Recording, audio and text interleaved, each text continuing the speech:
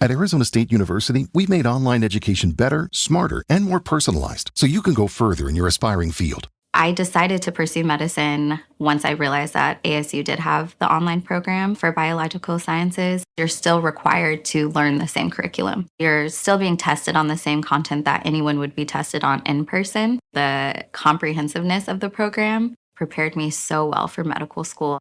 Explore over 350 plus programs at asuonline.asu.edu.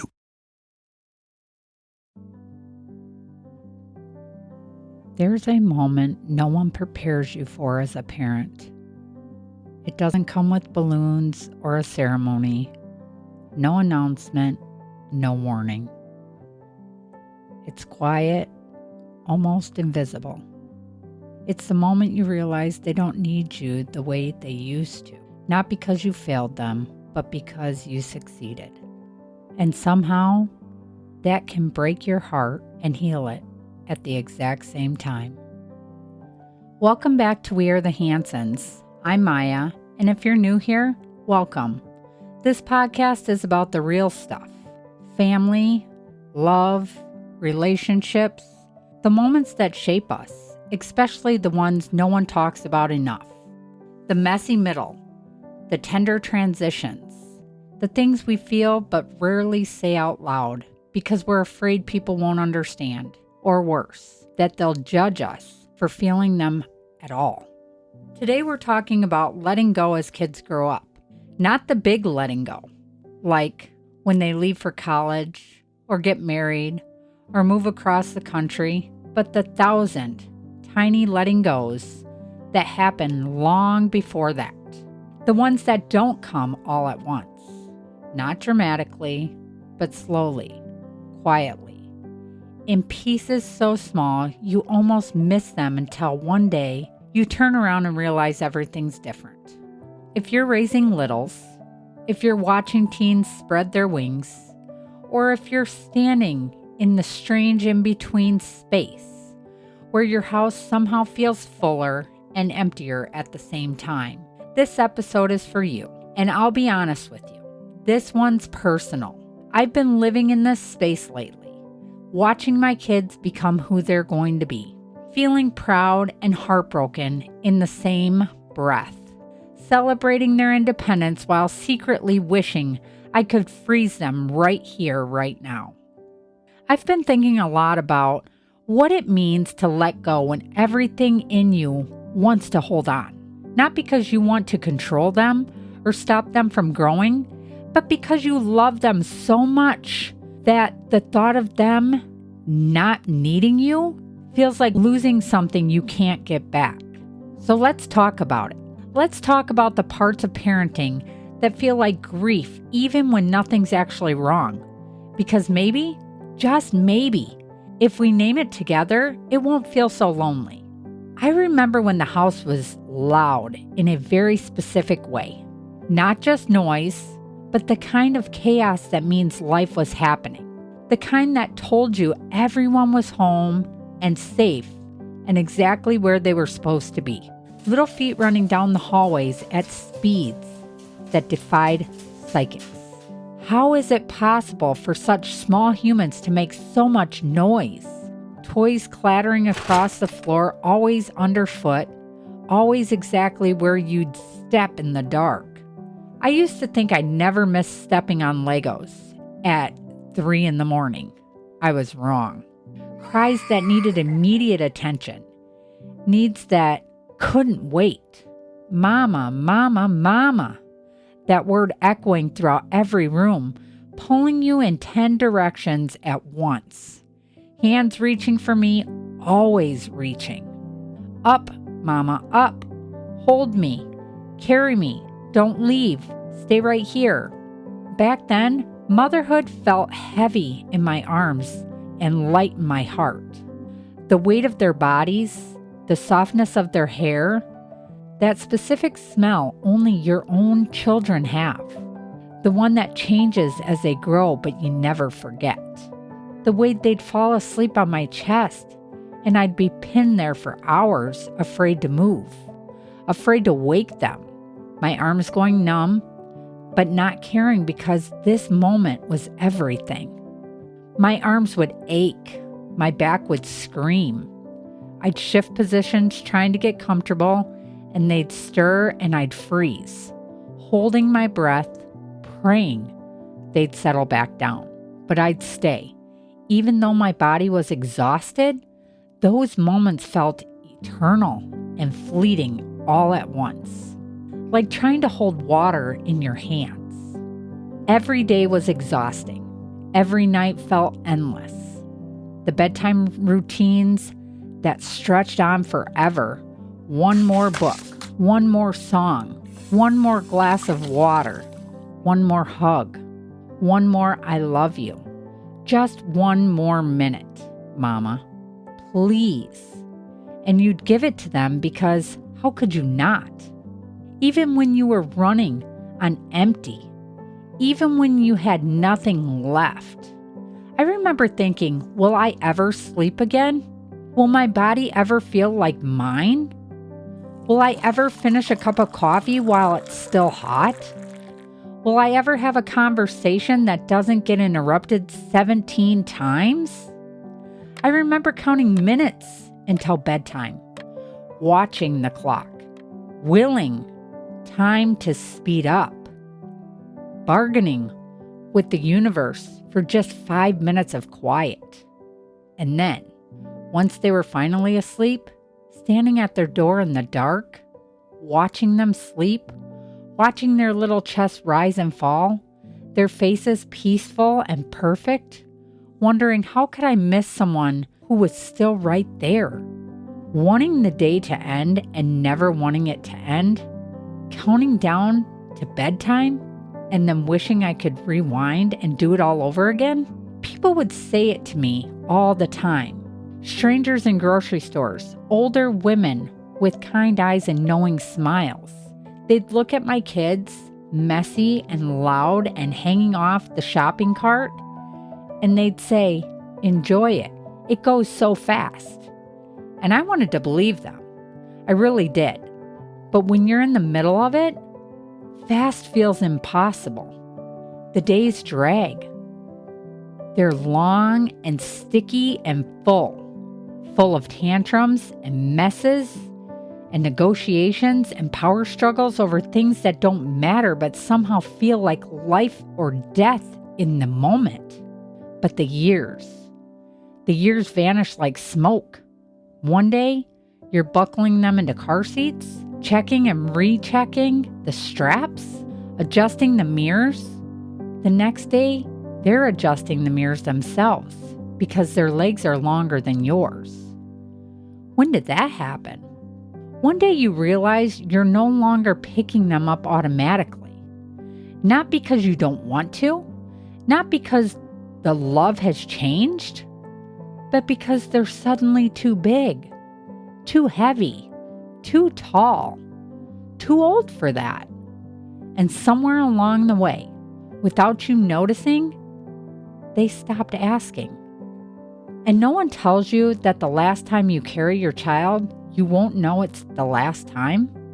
There's no ceremony for that goodbye, no warning, just one ordinary Tuesday or Thursday when you set them down and walk away.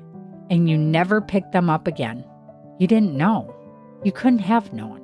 Because if you had known, you would have held on longer. You would have memorized that weight. You would have said something, marked it somehow. That's what gets me. All those lasts happen without announcement. The last time they fit perfectly in your arms, the last time they called you mama instead of mom, the last time they believed in magic without question, the last time they needed you to check for monsters under the bed. You don't get to know. You just keep moving forward. And one day you look back and realize it's gone. I think about all the things I took for granted. The way they climbed into bed with us on Sunday mornings, wiggling their way between us, cold feet pressing against my legs, the way they'd hold my hand crossing the street without me asking, The way they'd show me everything they made at school, so proud, so eager for my approval. The way they practiced words, trying so hard to say them right, looking at me to confirm they got it. I remember thinking these phases would last forever, that there would always be another bedtime story, another scraped knee to kiss, another fort to build in the living room. But there isn't. There's a last time for everything, and you never see it coming. It's only in hindsight that you realize that ordinary Tuesday was actually extraordinary because it was the last one. Now I try to be more present, to notice the things that are still here, to appreciate what we have right now instead of mourning what's already gone or worrying about what's coming. But it's hard because even as I'm holding on to this moment, I can feel it slipping away.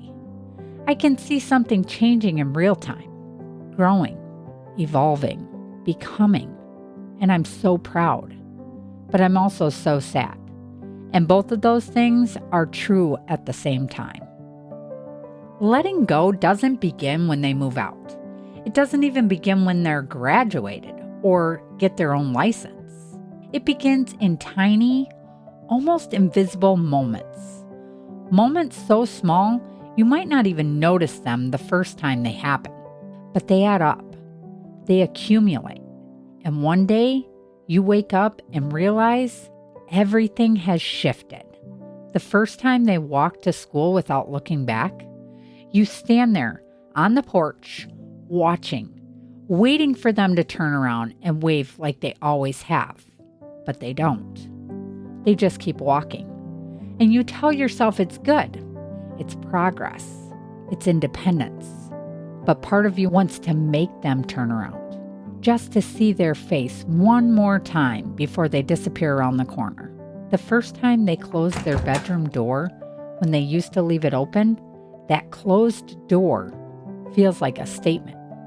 Like they're creating a world in there that doesn't include you. And you have to respect it. You have to let them have their privacy, their space, their own thoughts that aren't automatically shared with you anymore. When they stop asking you to tie their shoes, when they learn how to do their own hair, when they pack their own lunch and you don't even know what they're eating anymore, when they don't need help with homework or worse, when they need help and don't ask because they'd rather figure it out themselves or ask someone else, anyone else. When they start correcting you, when they roll their eyes at your jokes, when they say things like, "I've got it, Mom. I can do it myself. You don't have to." And those words you've been waiting to hear for years. Those words that mean you've done your job. They're supposed to make you proud. And they do. They really do. But they also land somewhere tender. Somewhere you didn't know you were still protecting. Because independence sounds like success. Independence is what you've been working towards since the day they were born. But it feels like loss.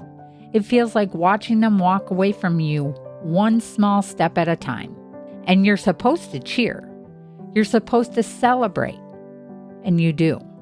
But sometimes you do it with tears in your eyes that you hope they don't see. They start forming opinions that don't sound like yours. They develop taste you don't understand. Music that sounds like noise to you, but means everything to them. Books and movies and shows that you haven't watched together. Friends whose names you can't keep straight. Whose faces you've only seen in photos on their phone. They have inside jokes you're not part of. References you don't get.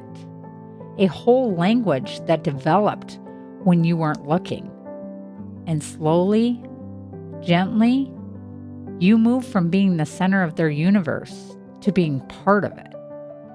Still important, still loved, still needed, just differently. Just not everything, and that shift is so gradual, You almost don't notice it happening until one day you're standing in the kitchen and they're telling you about their day. I earned my degree online at Arizona State University. I chose to get my degree at ASU because I knew that I'd get a quality education, they were recognized for excellence, and that I would be prepared for the workforce upon graduating. To be associated with ASU, both as a student and alum, it makes me extremely proud, and having experienced the program, I know now that I'm set up for success. Learn more at asuonline.asu.edu. And you realize you only understand half of what they're saying. Not because they're leaving you out, but because they have a life now that exists beyond you. A life that's theirs. That's when it hits you. This is what you were preparing them for. This is the goal. For them to not need you. For them to be whole and complete and capable without you. That was always the point. But knowing that doesn't make it easier. It just makes it necessary. The house changes as kids grow. Not all at once, but gradually. Like seasons shifting. So slowly you don't notice until suddenly you're cold and realize summer's over and you miss the exact moment it turned to fall. It gets quieter. Not peaceful, just different. The noise that used to drive you crazy becomes the noise you miss. The sound of arguing over who gets the remote. The sound of laughter from another room. The sound of the footsteps running up and down the stairs. The sound of life happening all around you. Loud and messy and constant. Now there are hours of quiet. Long stretches where no one needs anything. Where you can hear yourself think. Where you can actually finish a task without interruption. And you should love this. You spent years dreaming of this. But instead, the quiet feels too loud. It feels like something's missing. Bedrooms stay clean longer. Beds stay made. Toys stay put. Lights stay off during the day because no one's home. They're at school, at practice, at friends' houses, out living their lives. The fridge stays fuller longer because suddenly they're eating out with friends more than they're eating at home. The pantry stays stocked. The laundry pile shrinks. All those things you've complained about? I'm drowning in laundry. I can't keep food in this house. I just cleaned that. You'd give anything to complain about them again. You stopped stepping on toys in the dark. You stopped finding socks in weird places. You stopped discovering empty juice boxes behind the couch.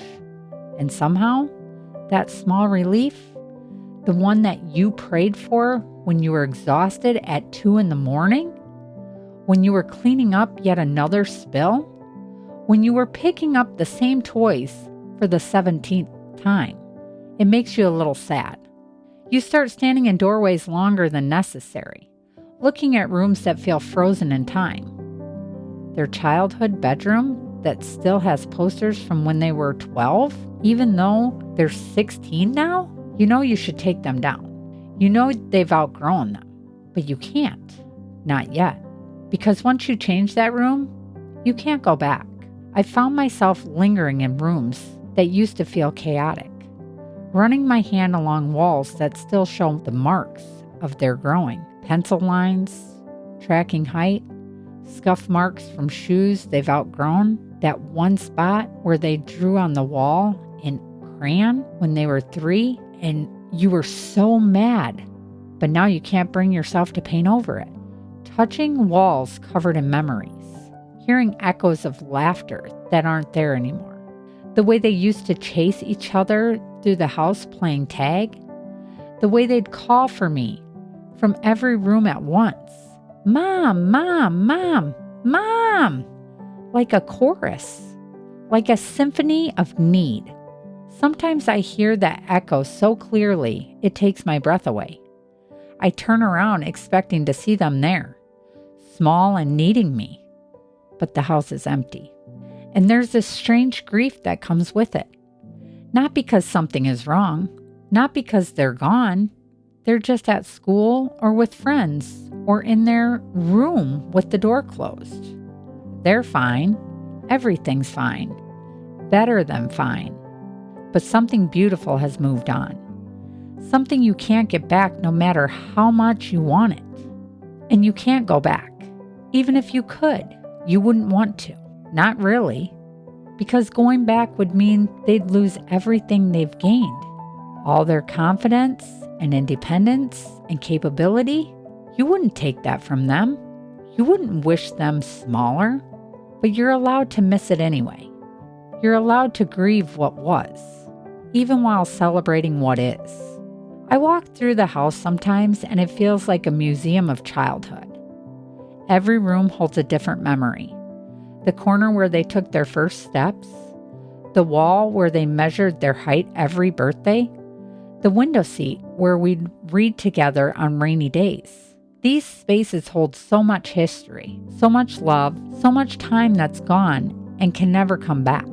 And I wonder if they remember, if those memories are as precious to them as they are to me, or if they've moved on so completely that those moments are just stories I tell myself. Part of me hopes they remember. Part of me hopes those years shaped them as much as they shaped me. But another part of me knows that even if they don't remember every detail, the love remains. It's woven into who they are, into how they see the world, into how they love others. That's what I hold on to on the hard days.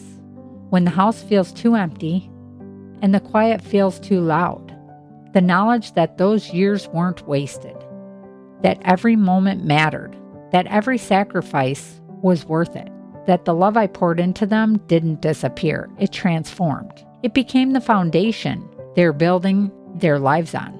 And even if they don't say it, even if they don't realize it yet, it's there. Solid, unshakable, permanent.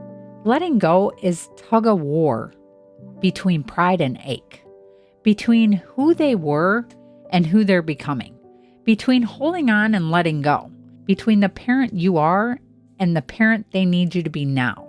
You want them to be confident. You want them to be strong. You want them to need you less. That's the whole point, right? That's what you signed up for. To raise them to not need you. To raise them to leave. To prepare them for life that doesn't revolve around you. And yet every part of you wants to freeze time. To press pause right here where they're still young enough to need you, but old enough to be interesting. To hold them just a little bit longer in this perfect in-between space before they're fully grown and gone. You celebrate their independence publicly. You post pictures on social media with captions about how proud you are. You brag to friends about their accomplishments. You smile at their milestones. You clap and cheer and take photos to remember this moment. But inside, privately, quietly, you're mourning. Mourning the version of them that fit perfectly in your arms. The one who needed you for everything. The one who taught you hung the moon and could fix any problem and knew all the answers. The one who ran to you first when they were hurt or scared or excited. The one who said, "I love you" 17 times a day without you even asking. No one talks enough about this part of parenting. The quiet grief of success. The bittersweet ache of watching them grow. The way you can feel proud and heartbroken in the exact same breath. Because if you say you're sad, they're growing up, people think you want to hold them back. That you want to keep them small. That you're one of those parents who can't let go. The clingy ones. The ones who make it about themselves. But that's not it at all.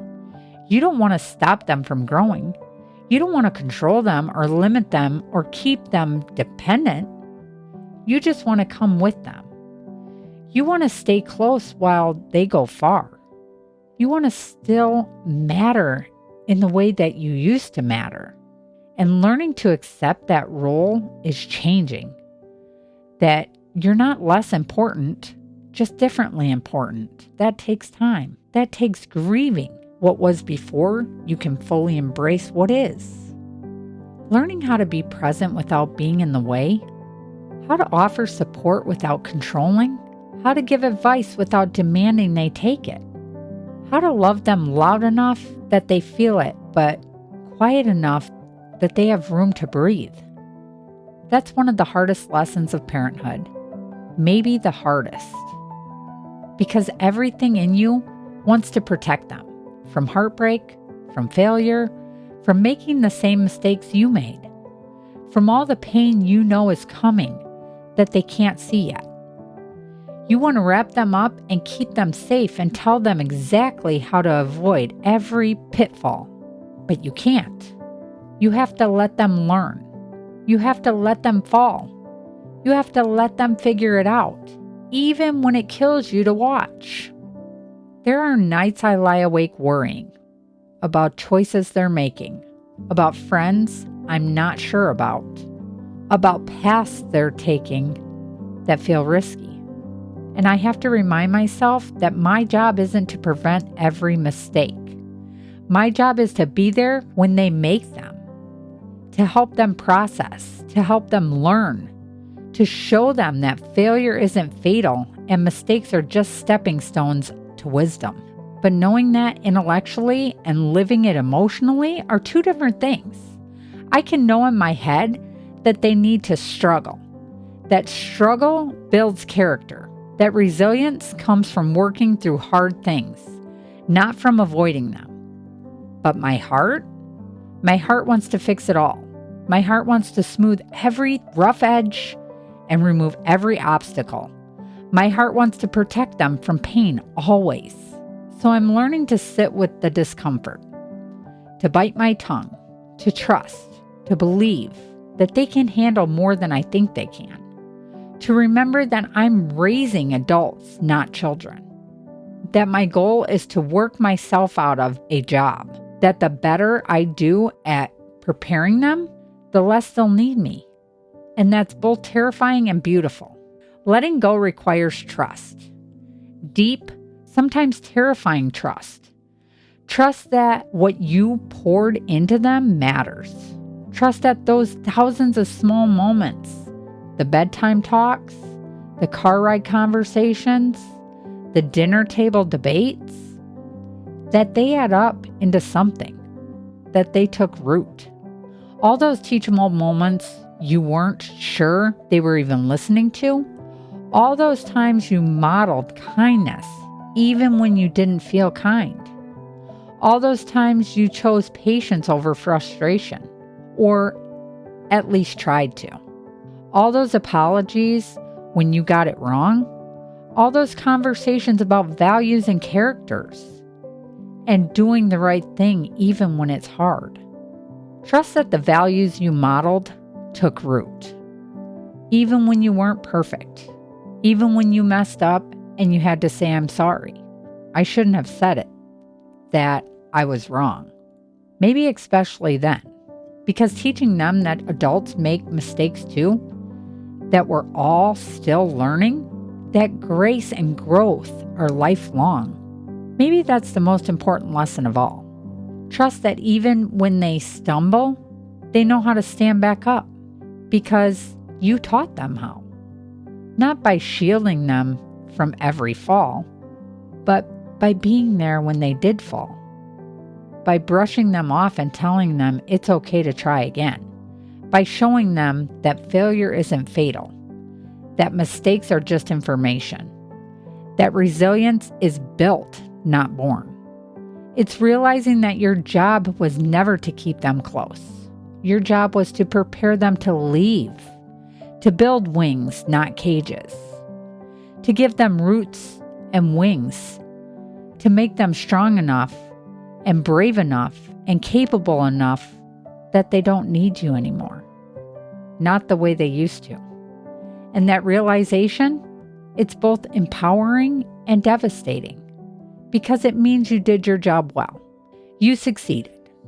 But it also means your role doesn't stay the same. It doesn't end. It evolves. It shifts. You're not done being their parent. You're just learning to parent them differently.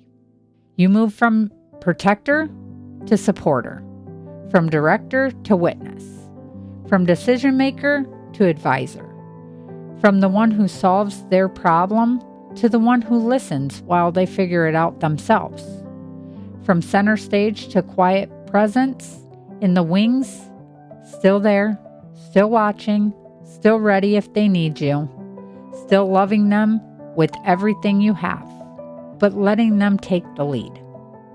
And somehow, that might be the bravest role of all, because it requires you to trust, to believe, to have faith that what you built will hold, that they'll remember what you taught them, that they'll come back to the values you instilled, that when they need you, they'll ask.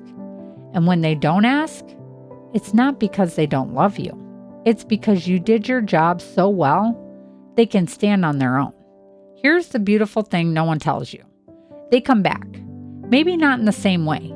Maybe not as often as you'd like, but they come back. With stories from their world you're no longer at the center of, with questions they trust you to answer, with moments where they need reassurance that they're doing okay, that they're on the right path, that it's okay to not have it all figured out, that they're allowed to change their mind, that they're enough exactly as they are. And when they do come back, when they call just to talk, when they text you a meme that made them think of you, when they show up at your door with laundry and stories and that specific kind of hungry, that means they've missed your cooking. You realize something profound. Letting go didn't create distance, it created space. Space for them to become who they are. Space for them to discover their own thoughts and beliefs and values. Space for them to mess up and learn and grow without you hovering. And in that space, something new grows, something beautiful. Trust. They don't come back because they need you to fix everything anymore. They come back because they want you to know them, the real them. Not the version that fits what you expected, not the child they used to be, but the person they're becoming. And they trust you enough to show you that person, flaws and all, questions and all, confusion and all. That's when you understand. That is what you were working toward all along. Not for them to need you forever, but for them to choose you, to want you in their life, not because they have to, but because they genuinely enjoy your company, because you've become someone they respect, someone they trust, someone they want to share their life with. And that's a gift. One that only comes from letting go. One that only comes from trusting them enough to walk away so they can learn to walk back on their own terms. I've noticed something beautiful happening lately. The conversations are different now. Deeper, more real. They tell me things they never would have told me when I was hovering, when I was trying to control every outcome, when I was more concerned with being right than with understanding them. Now they come to me with their doubts, their questions, their fears. Not because they need me to fix them, but because they know I'll listen without judgment. Because they trust that I can hold their uncertainty without trying to solve it. Because they've learned that I loved them, not in spite of their imperfections, but including their imperfections, all of them. That's the relationship I've always wanted. Not one where they need me out of dependency, but one where they want me out of genuine connection, where they choose to share their life with me not because they have to, but because they want to, because I've become someone they genuinely enjoy spending time with, someone they respect, someone they trust with their real self, not just the polished version.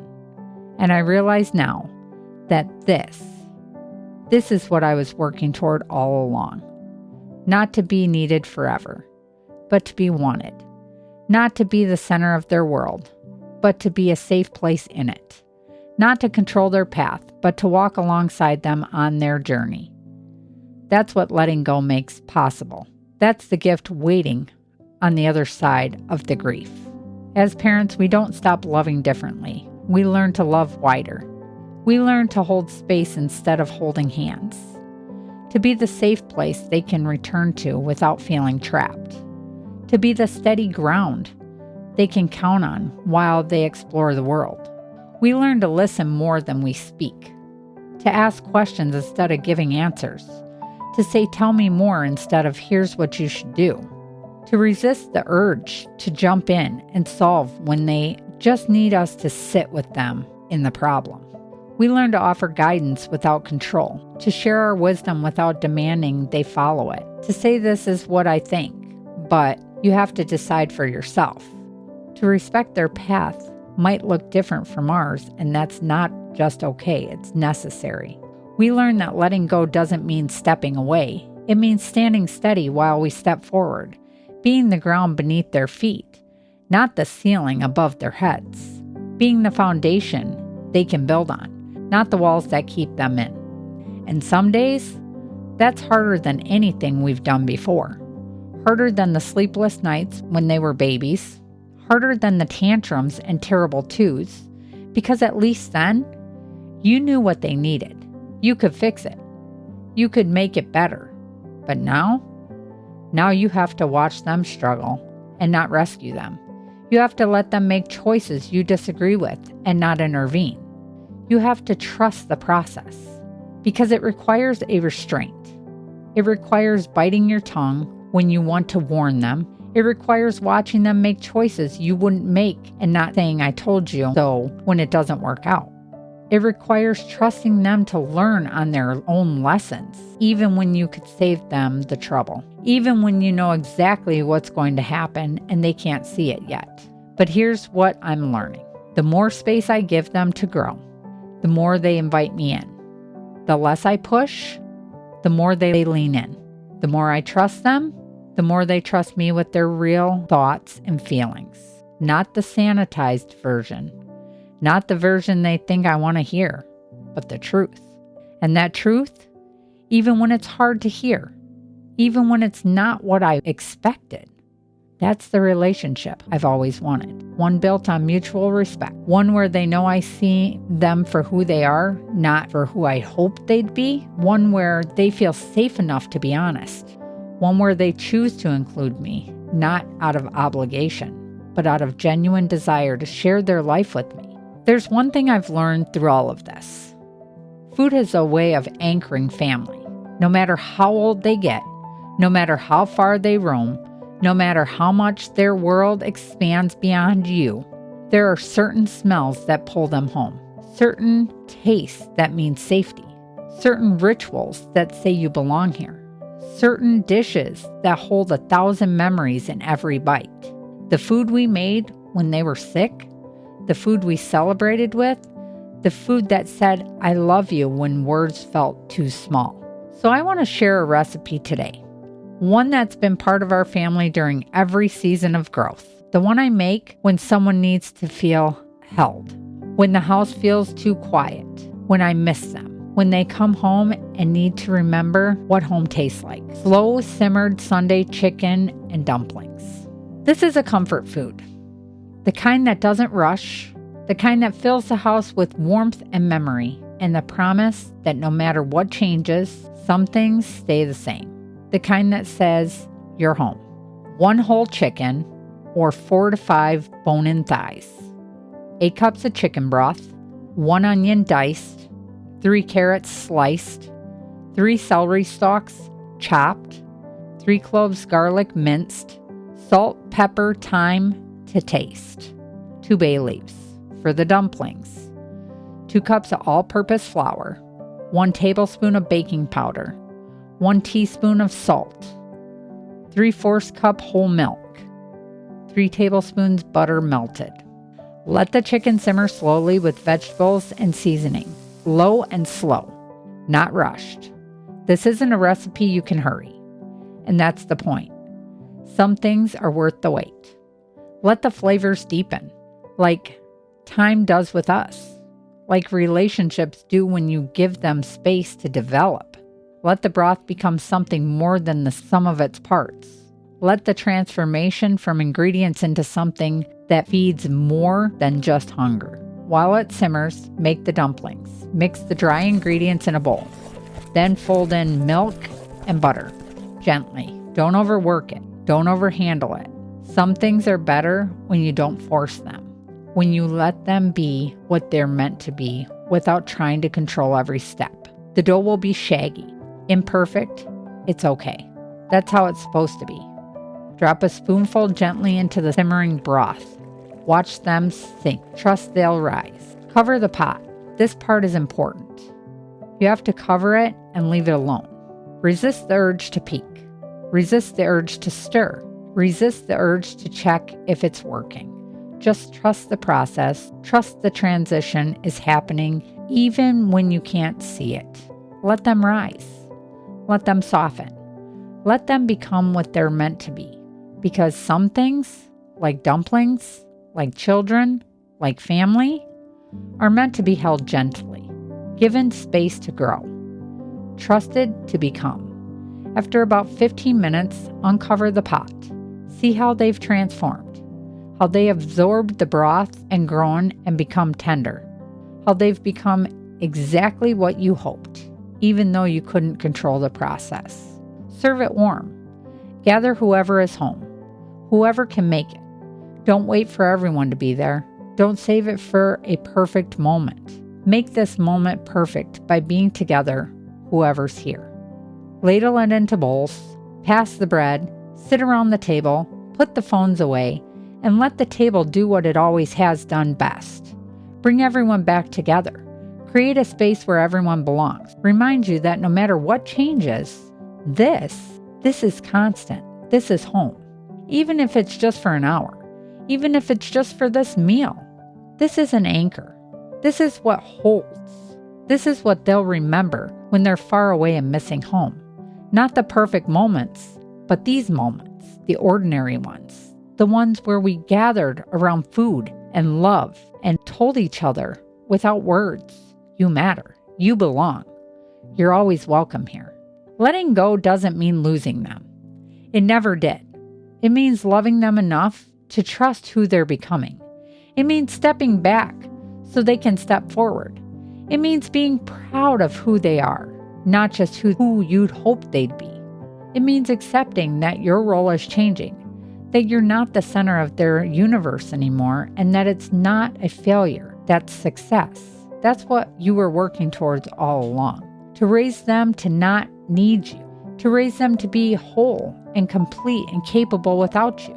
And if you're in that in-between space right now, missing who they were while learning to love who they are, you're not alone. So many of us are here, walking the same path, feeling the same ache and pride twisted together so tightly you can't tell where one ends and the other begins.